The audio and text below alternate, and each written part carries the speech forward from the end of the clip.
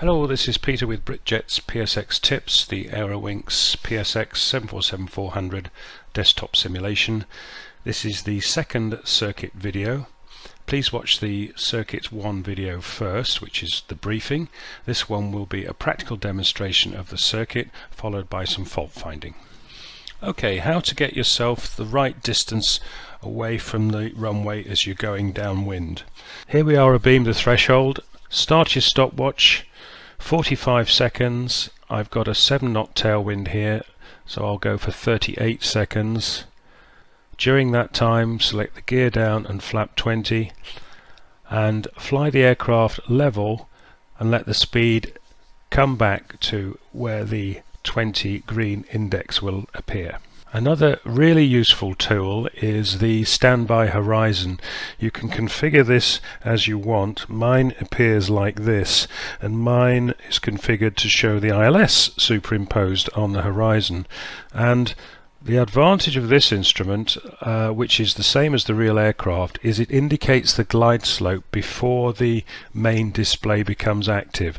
So you get an early warning, if you like, of where the glide slope is. It might be wrong deflection to start with, but it will start giving you the correct information before the other displays. So have it switched to approach if you've got this displayed, and watch out for it on the base leg. Here we are on the base leg. Just pointing out the trend vector first of all. I'm sure you've used it before. On the 5 scale you'll get one segment of this which will tell you where you're going to be in 30 seconds. So use that with your angle of bank to give yourself a nice smooth turn on.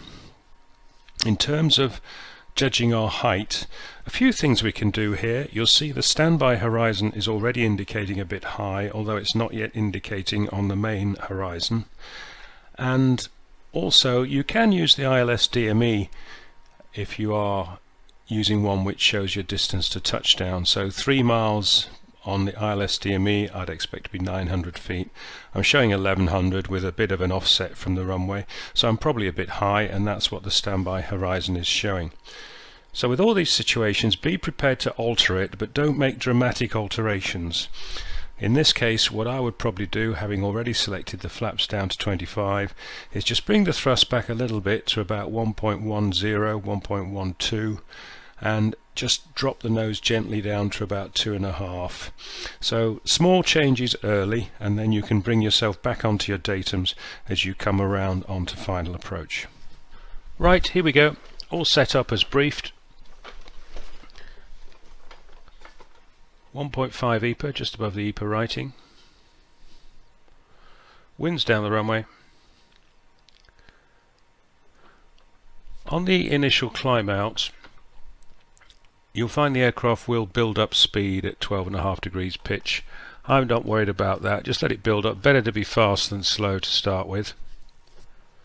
If you want to control the speed by raising the nose a bit, fine. Just remember you've got to level off smoothly.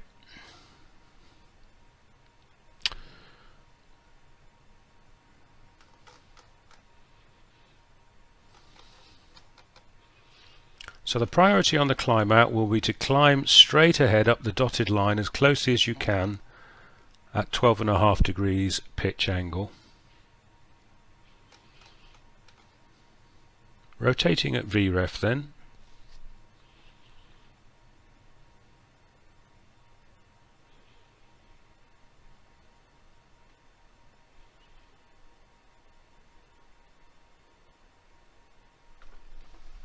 Gear coming up.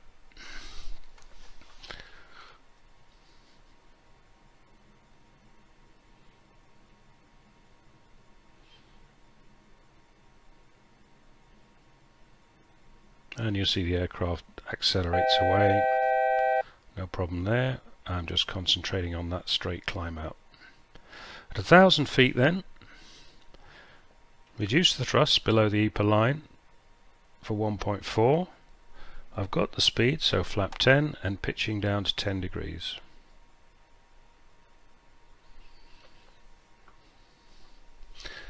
(1,600 feet is my circuit height here, so approaching that, pitching down to 7.5 and the thrust 1.22.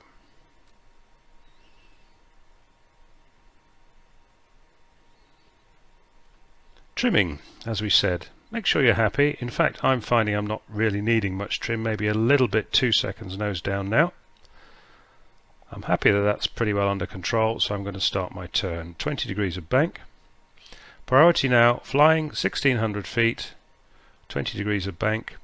Use the flight path vector if you wish. Can be quite useful for flying level. Nail that 20 degrees.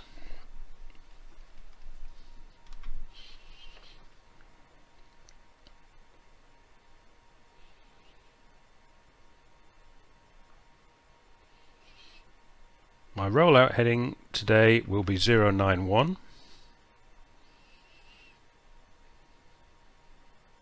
Speed's bleeding back, and that's fine. I want it back at the 10 bug.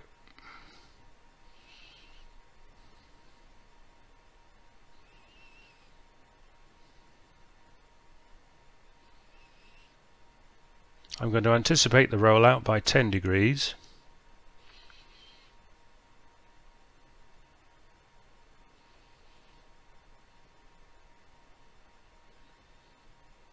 Here we go.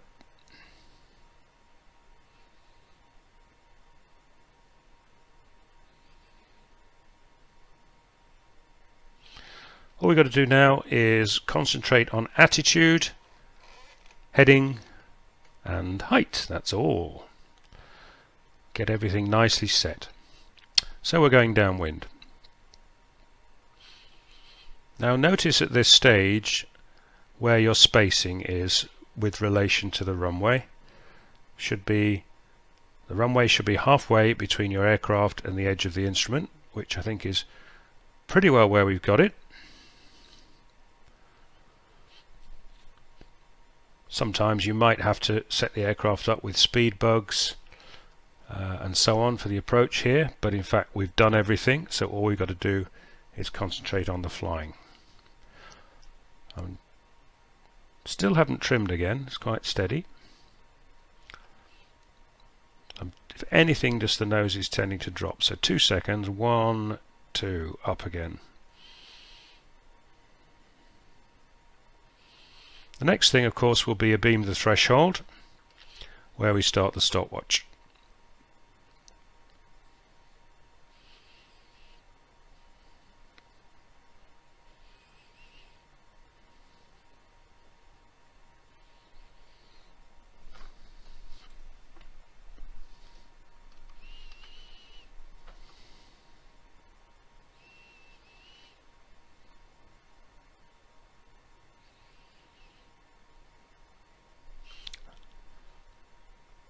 There we go, stopwatch started. I've got a 7 knot tailwind, so 45 seconds less 7 is 38.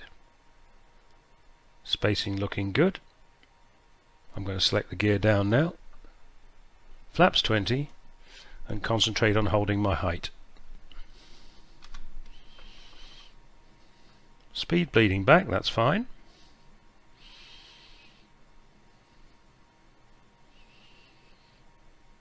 We're going to start the turn in a minute, so thrust coming to 1.18.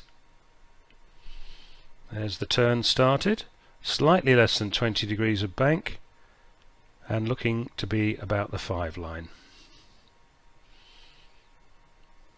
Watching the trend vector now. How are we doing? 3 miles, 1400 feet. I'm guessing I'm a little high, although I'm still not turning inbound yet. So I'm going to come back to datum thrust now. That's the altitude alert, and I'm going to take flap 25. So I can pitch down now with my standby horizon, which has come in, just following the glide path and looking at the trend vector, rolling off a little bit of bank. 1000. I'm on the glide slope, coming up to datum thrust. I'm now in my little pitch box between the 2.5 and the 5, concentrating on the rollout in the right place. A little low, pitch up to the 5 line. More thrust to take that. Concentrating on the lineup with the runway. Speed's a little low, but it's coming back slowly. Small corrections up on the 5 line. Judging my turn on, Coming nicely into the slot now. I've got red whites on the pappy, so that's another backup. And now we're just back on a normal approach and landing. On the glide slope now, going to top hat. Thrust back a little to datum. I might need a little more than 1.15. Looking at my touchdown point. Monitor glide slope. Speed falling off slightly, a little more thrust. Looking nice. Waiting for my ground effect. Here it comes. 100. Not too bad. 50 over the runway. 30. 20, flaring gently. 10. Power off, and down we go. So, touch and go then. Flaps to 20. Stand up the thrust levers, just the vertical. Trim forward about 3 seconds, don't need to look at it. Advance the thrust levers to 1.5, just above the EPA line. Here comes VREF, and off we go again. And you can do this all day long. I can guarantee you, with a bit of practice, you'll find your standard will significantly improve, so enjoy it.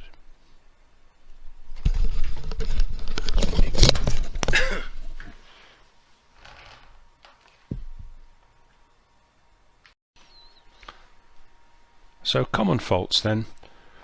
If you find your first circuits are a bit sloppy, the answer is probably here. Large instrument errors are usually because your scan rate is a bit slow, because you're not used to it, but mainly because you're perhaps not prioritizing what you look at. I hope you got an idea from my circuit video that I was actually only looking at 1 or 2 things at once, but I chose my moment to focus on those points. If you find the aircraft basically gets out of control, has a mind of its own, then go back to setting the datums, the sensible thrust and pitch changes. It's no good grabbing at things, pushing levers forward and back. This is a large aircraft. It won't bite you at first, but it will bite you a few seconds later. So stick to those datums. If you find you're not really settling down to steady flight, you're up and down all over the place, this is probably a sort of a knee-jerk thing which many people have with regard to, oh, I'm off heading, oh, I'm off pitch, oh, oh, oh, oh, oh, oh. And some people actually pull the stick around backwards, forwards, left, right, backwards, forwards, thinking they're doing something. Well, they're not.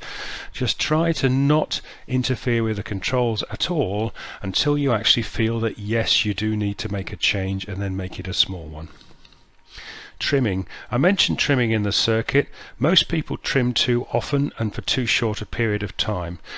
Get into the habit initially of speaking out loud every time you trim, and I think you'll find that that will reduce the number of times that you do it. We've been talking about datums all the way through. Pitch attitude is king, of course.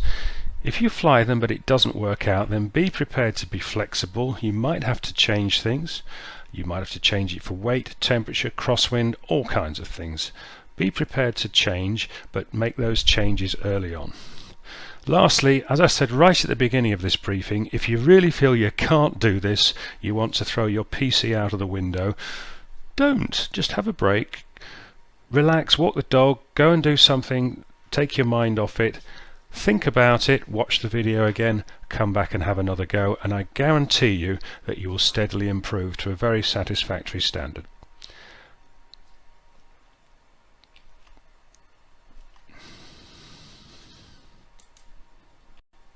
And lastly, if you've got to a standard now where you think you're doing a really good job of this, then give yourself a pat on the back, because this is not an easy exercise, but if you can do this, you're well on the way to doing what's in the picture here. So I hope you've enjoyed the video, and there'll be another one coming soon. Thanks for watching.